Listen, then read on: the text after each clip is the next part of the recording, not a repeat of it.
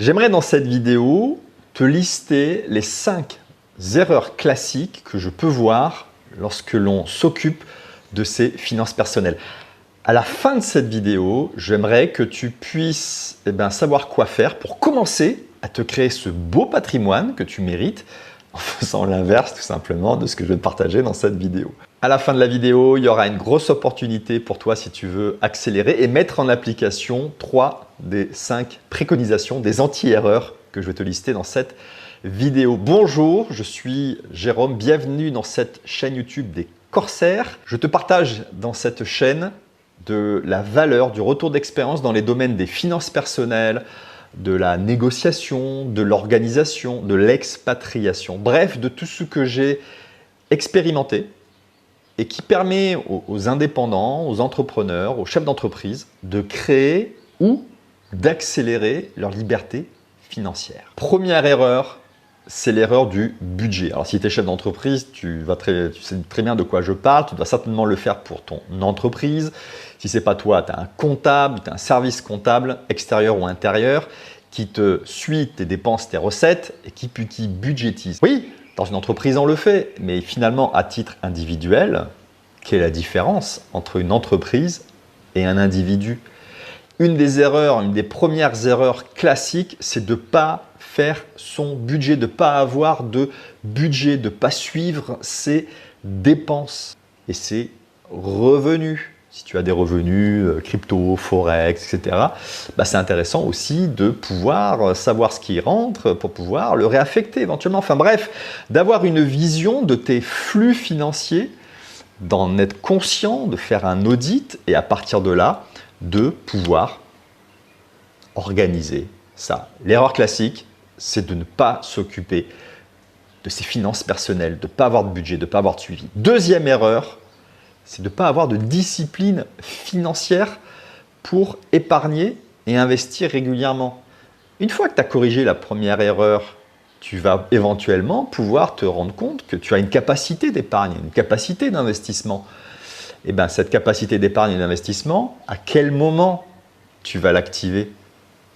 Est-ce que c'est plutôt en début? Plutôt est-ce que c'est en fin de mois? Si tu connais la réponse, très bien. Est-ce que tu le fais?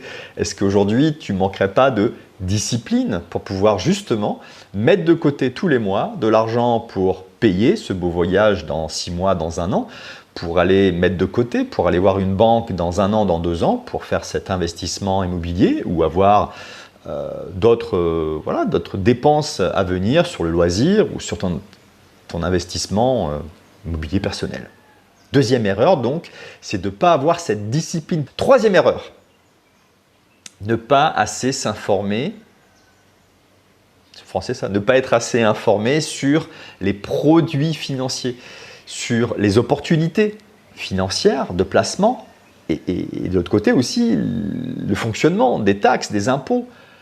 Parce qu'à partir du moment où on se renseigne, on se forme, on s'informe, on est capable de dire, ok, ah ouais, tiens, ah ouais, on m'a dit que j'avais un avantage fiscal, donc je vais l'investir en immobilier dans telle loi du moment. Ouais, t'es sûr que c'est bon pour toi? Est-ce que tu ne devrais pas un peu challenger le commercial qui est là pour sa prime et sa vente, mais qui n'est pas nécessairement là pour ton patrimoine? Troisième erreur, c'est de ne pas assez s'informer. L'argent, c'est important. L'argent, pour moi, c'est comme le sang d'un organisme. C'est là pour ramener de l'oxygène là où on en a besoin. L'argent, c'est juste de transférer là où c'est important pour toi, pour tes prochaines vacances, pour ton hobby, pour ton prochain investissement, d'amener dans quelques mois, voilà, c'est peut-être un parcours qui n'est pas physique mais qui est temporel, de l'argent, de l'énergie, de ce qu'il faut à un moment donné pour correspondre à ton besoin biologique. Tu as besoin d'aller faire ton golf, tu as besoin de faire ton stage de voile, tu as besoin de faire des cadeaux autour de toi, tu as besoin de te nourrir, tu as besoin d'une sécurité, tu as besoin d'investir pour préparer ton avenir. Est-ce que ce n'est pas aussi important que de t'occuper de ta santé? Peut-être que oui. Est-ce que tu fais cette erreur-là? Non, pas toi. Quatrième erreur, ouais. Je fais comme ça parce que là tu vois 4, là tu en vois 5. Quatrième erreur, c'est de ne pas avoir une vision à long terme. J'en parlais juste avant. C'est ses projets pour préparer son avenir, sa retraite ou Voilà, tu sais que pendant 5 ans, dans 10 ans, tu travailles durement parce qu'après, tu veux pouvoir profiter de la vie. Est-ce que tu as une vision?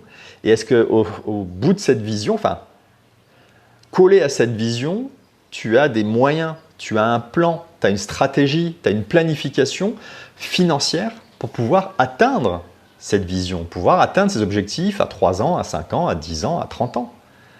Et du coup, de faire l'effort à court terme, de ne pas craquer comme ça tous les mois et de te retrouver tous les mois juste à l'équilibre ou un peu à découvert parce que tu as craqué sur des plaisirs à court terme et que finalement, cette vision à long terme, tu ne la nourris pas. Donc, quatrième erreur, c'est de ne pas nourrir, c'est de ne pas avoir une vision déjà.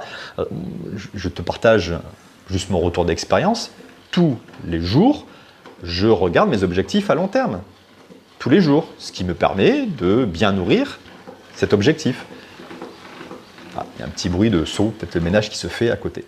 Juste avant la cinquième erreur, ce que je t'invite à faire si ce sujet t'intéresse et que tu veux continuer la discussion, j'ai créé un groupe privé Telegram, tu as le lien dans la description. Et puis tu viens, on continue les échanges, tu partages ton retour d'expérience, tu poses des questions, c'est là pour ça. Cinquième erreur, c'est de ne pas avoir une stratégie de diversification de ces investissements et d'être trop concentré. Tu te dis, les cryptos, c'est une super opportunité. Ouais, tu as peut-être fait x2, x5 et peut-être fait moins 80% ces dernières années. Eh oui, la concentration permet d'avoir des super opportunités, mais le jour où ça se retourne, ça s'écroule.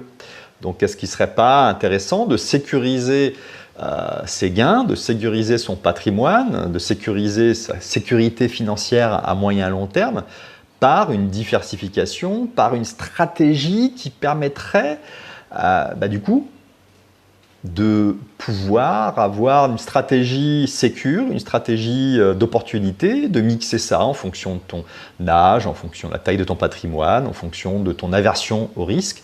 Bref, de ne pas mettre tous les œufs dans le même panier. Si tu veux aller plus loin et que dans ces 5 erreurs, tu trouves que ouais, tu en as peut-être fait beaucoup d'erreurs, mais c'est OK. Je te propose une opportunité exceptionnelle jusqu'à ce prochain dimanche minuit. Si tu rentres dans la formation, le générateur à cash flow pour financer ses projets sans faire ses comptes, ouais, tu m'as bien entendu, cette première erreur et cette deuxième erreur, tu vas voir qu'à 90-95%, tu vas pouvoir l'automatiser.